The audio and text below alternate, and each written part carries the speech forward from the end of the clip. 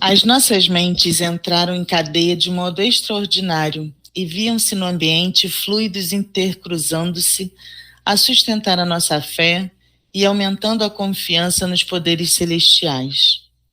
Essa energia divina, manifestada pelo poder da oração, formava flores que pairavam no salão, impregnando a atmosfera de um perfume agradável. Quando ficamos à vontade depois da oração, o comandante chorava com seus companheiros de trabalho, agradecendo a todos nós pelo chamamento à vigilância maior, que é a súplica, àquele que pode mais do que todos, nosso Deus de amor e de bondade. Conversamos um pouco mais e Miramês deu as ordens. Colocamo-nos em pontos estratégicos para um trabalho necessário caso viessem de novo os invasores. Miramês ficou bem no alto do navio com o comandante e nós outros embaixo, ajudando na operação de defesa caso fosse necessário. Eu quase nada fazia para que pudesse observar e assistir a uma maravilha. Miramês concentrou-se por alguns instantes, atraindo para si uma nuvem de fluidos que me pareciam incandescentes. Não sei bem o seu estado. E notava-se a sua mente buscar neste agregado de energias uma ponta que obedecia ao seu pensamento.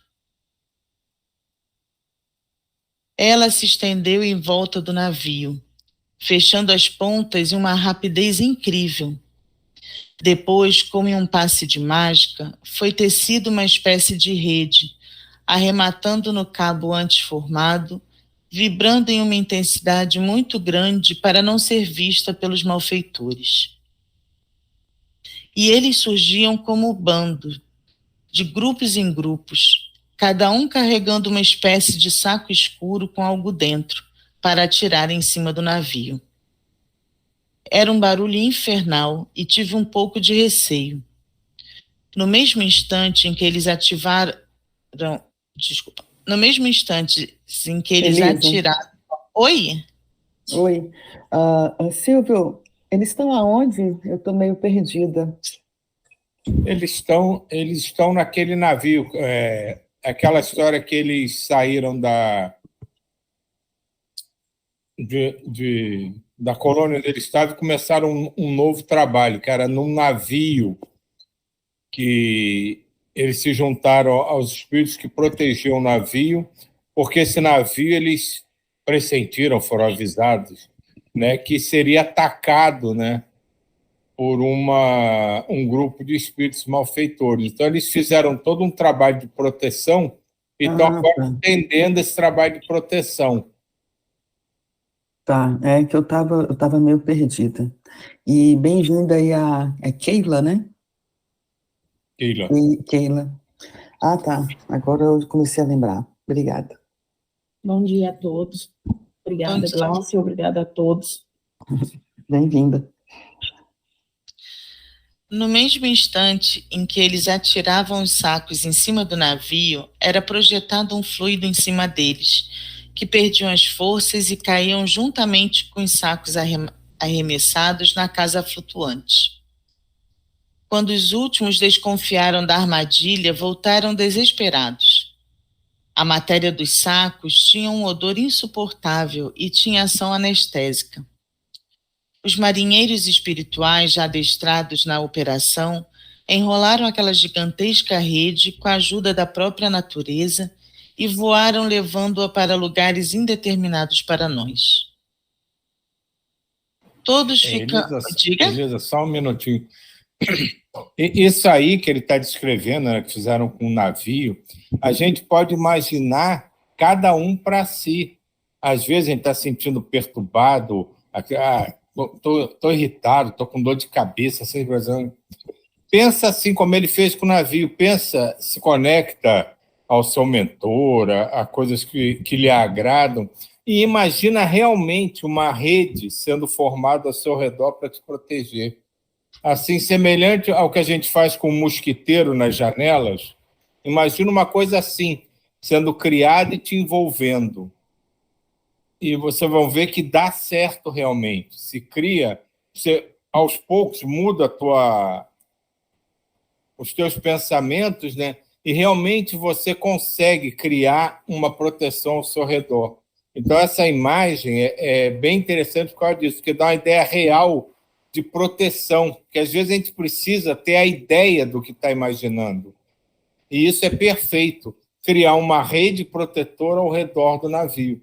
Então, se a gente pensar assim, quando estiver angustiado e precisar de proteção, imagina, pede ajuda aos espíritos superiores, aos teus mentores, e imagina mesmo uma rede de fato sendo criada e te envolvendo totalmente.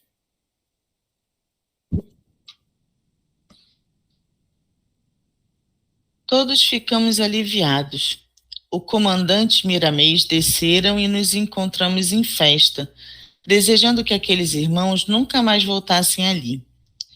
O comandante espiritual do navio e os seus companheiros nos agradeceram, pedindo a Deus que nos protegesse sempre e que a casa estava às nossas ordens para qualquer hora em que desejássemos voltar.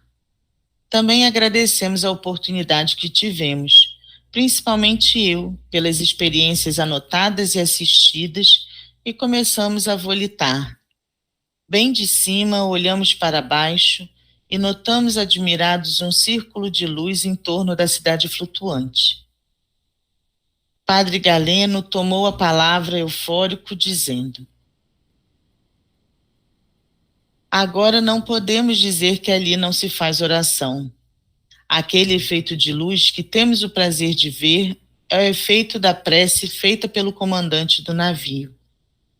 Graças a Deus, aquilo vai servir como defesa espiritual dessa grande nave.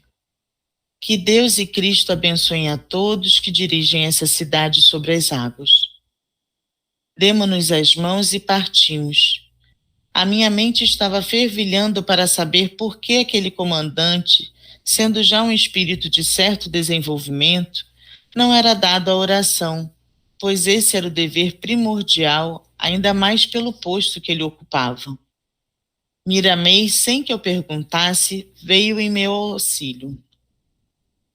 Lancelin, o espírito também se esquece das principais coisas a fazer, normalmente quando está em zonas inferiores, trabalhando, como esse caso a que acabamos de assistir. Esse comandante é muito dedicado. Há muito tempo que não tira férias por amor ao trabalho a que se dedica. E com isso, os seus sentidos passam a ser quase como os sentidos humanos. Neste caso, as férias são como que um alerta, uma limpeza da alma, quando são aproveitadas nos planos mais elevados. Existem certas regras que não devemos esquecer para o nosso próprio bem. E acrescentou: ele, quando encarnado, não era dado à oração, e quando chegou aqui, demorou a se acostumar com esta função divina que nos ajuda a enxergarmos mais a Deus e a nos livrarmos com mais facilidade do mal que por vezes nos cerca. Entramos em um palacete e os companheiros espirituais que ali assistem nos receberam com muito calor, embora notássemos nas feições de alguns certa melancolia. Fomos convidados a passar para um recanto espiritual ao lado da residência, mas antes disso deu para averiguar o ambiente pesado daquela família.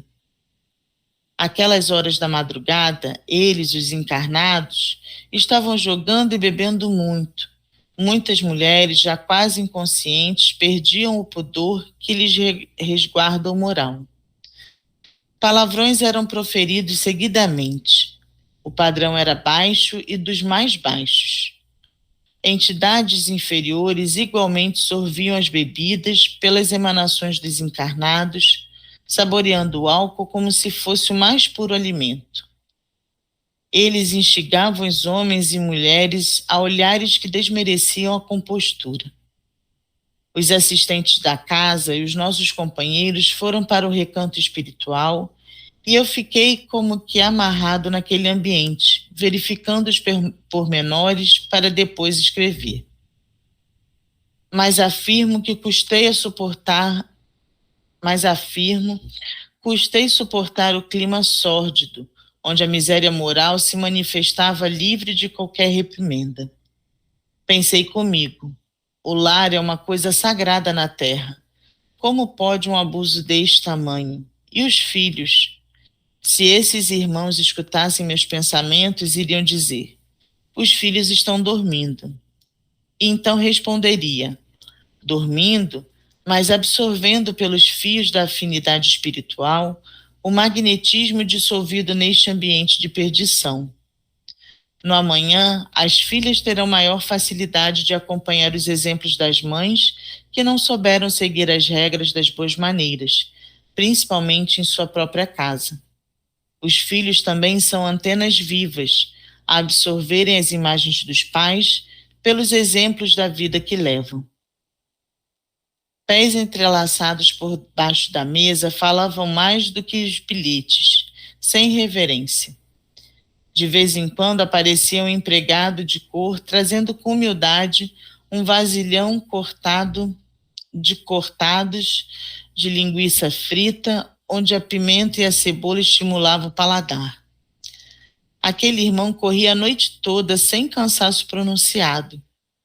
Os instintos inferiores comandavam a guerra das paixões. Entidades femininas já se encontravam no ambiente, despidas e inspiravam as encarnadas a fazerem o mesmo. As mais sensitivas já estavam quase sem roupas. Espíritos do mesmo naipe eram como que médiuns das sombras. A mediunidade funciona mesmo sem os cuidados que requer o bom comportamento, sem disciplina que esquece o evangelho do nosso Senhor Jesus Cristo.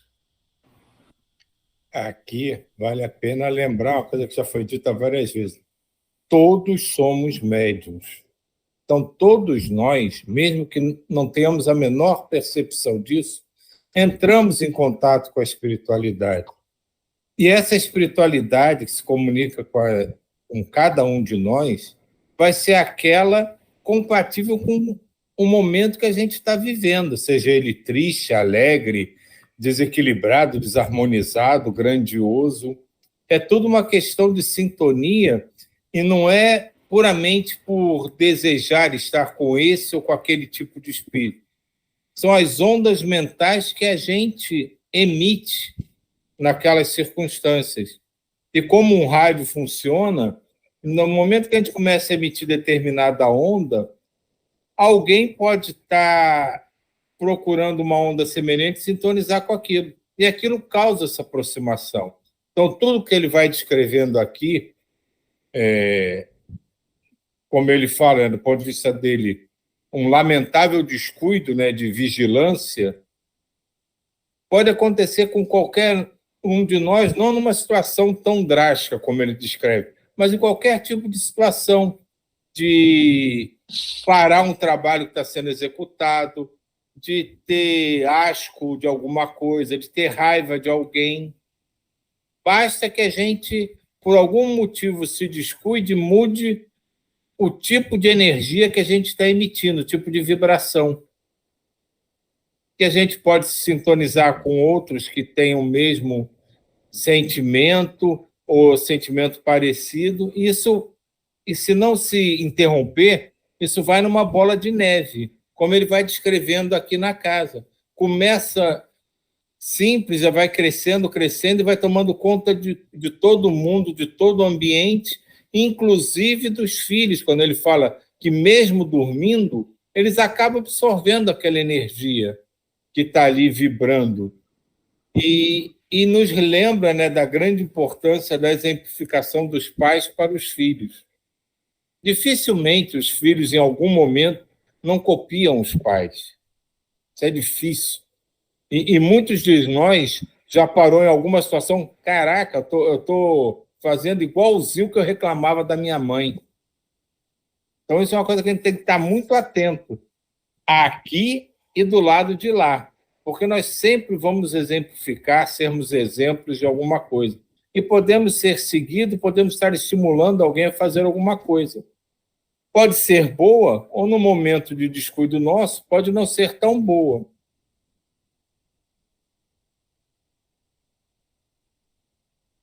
Um pensamento de Miramês invadiu meu cérebro e convidou-me para ir onde eles estavam.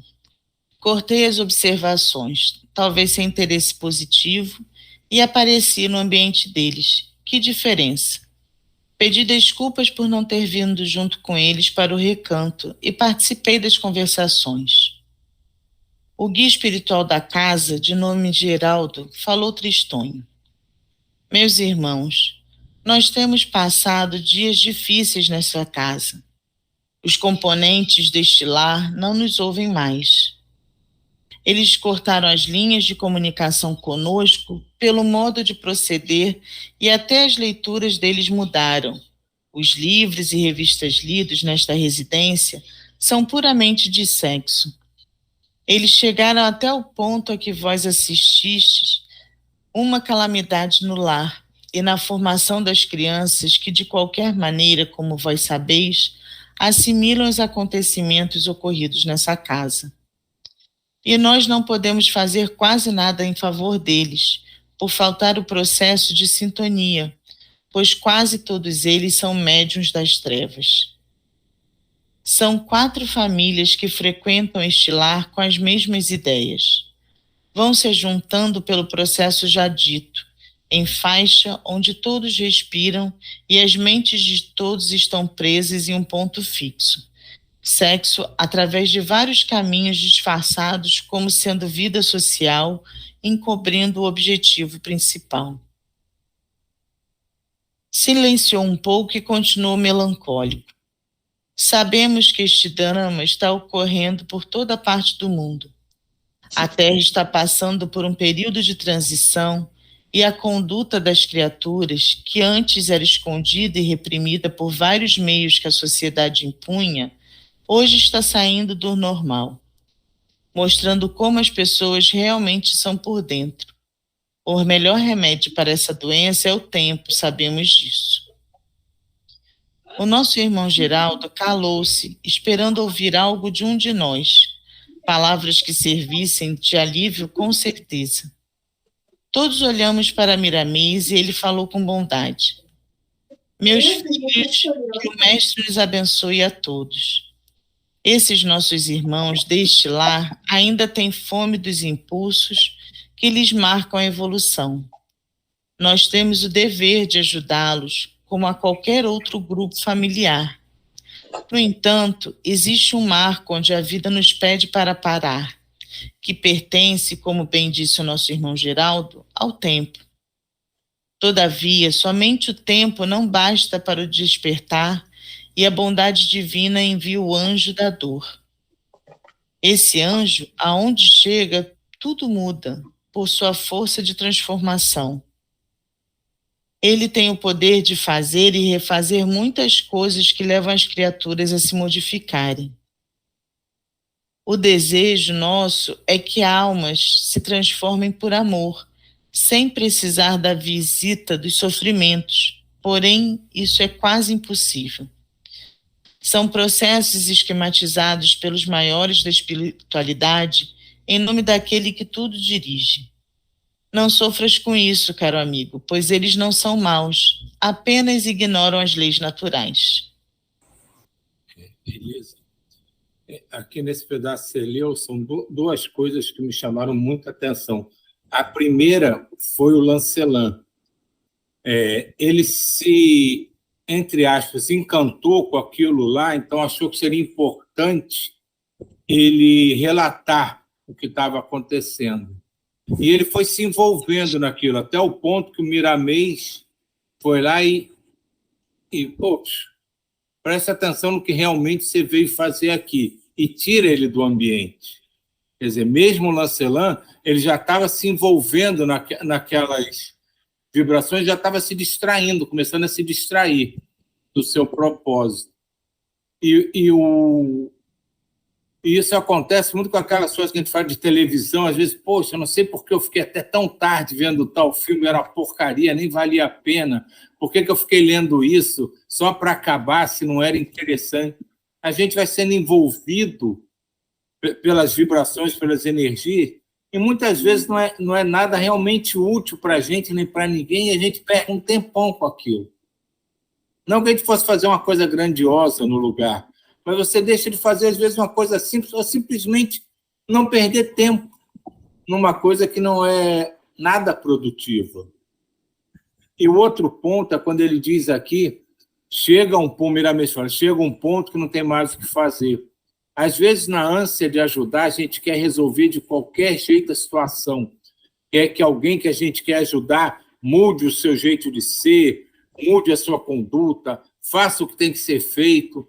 E isso gera uma cobrança, às vezes, exagerada, e a gente fica ali querendo cobrar que ele faça isso ou aquilo. Chega um momento em que não tem que se perceber que só o tempo, só a própria pessoa vai compreender, em algum momento, que tem que modificar o seu pensamento, a sua forma de agir. Não adianta você insistir. E é o que ele está falando aqui. A própria espiritualidade que protegia a casa já tinha se colocado em passo de espera, porque eles não tinham mais como se conectar com aquelas pessoas. E já estavam esperando que eles, por si, chegassem a uma conclusão de recomeçar seu caminho. Então, isso eu acho muito importante, a gente entender que nós temos limites. E esse limite, quando se trata de alguém que nós pensamos que precisa ser ajudado, é a própria pessoa. Uma coisa que eu achei interessante aí no texto é que ele fala do anjo da dor, né? E é aquilo que se fala muitas vezes, ou é pelo amor ou pela dor. E o anjo da dor, quando chega, muitas vezes empurra, né, a pessoa a seguir para um outro caminho. É isso.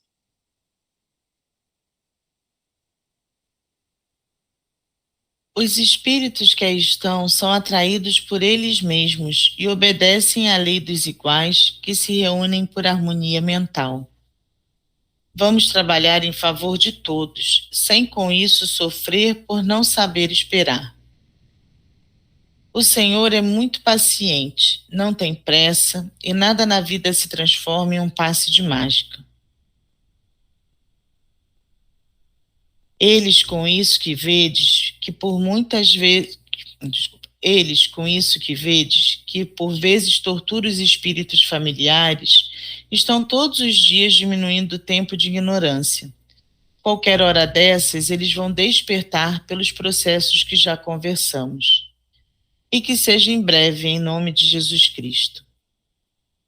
Enquanto conversávamos assuntos referentes ao trabalho espiritual, Celes, Fernando e Abílio fizeram a limpeza no lar. Os espíritos malfeitores se retiraram e os encarnados começaram a bocejar com sono. Perderam aquela alegria que lhes dava o jogo e a bebida. As famílias que ali se reuniam despediram-se e foram embora. O dono da casa, embriagado após fechar a porta com o servidor, tomou um banho para reagir aos efeitos da bebida e buscou a esposa que já estava na cama deitada de bruços. Ele virou a bela companheira com todo carinho, na força do sexo. Logo começaram a gritar por socorro. Um filete de sangue escapava pelos cantos da boca da esposa. As emoções prolongadas e a bebida em excesso cooperaram para o rompimento de uma veia que irrigava os pulmões, já frágil desde o nascimento. Chamaram a ambulância e a irmã em Cristo foi internada. Os guias espirituais da casa, querendo prestar o maior socorro possível, pediram a Miramês que os ajudasse naquele momento. Ela tinha filhos pequenos para criar e o marido estava desesperado, bem como todos os demais familiares. Miramês, ponderado, respondeu com tranquilidade: vamos fazer o que estiver ao nosso alcance para a recuperação da nossa irmã. Contudo, essa doença não somente vai ajudar aos seus filhos, como a todos os seus familiares. É o remédio maior quem vai tomar é ela mesma. Eis que veio a advertência de forma dolorosa, mas o que vamos fazer? Quando é desconhecido o amor, nos deparamos com sofrimento. E não é motivo de muita preocupação, pois todos nós já passamos por isso no processo das vidas sucessivas. Tudo no mundo pode ser usado desde quando tenhamos critério. O abuso destrói a nós mesmos. Se a nossa irmã melhorar rapidamente, voltará aos mesmos excessos. Porém, se a cura for demorada, a advertência fixar-se-á mais na sua consciência. Paramos por aqui.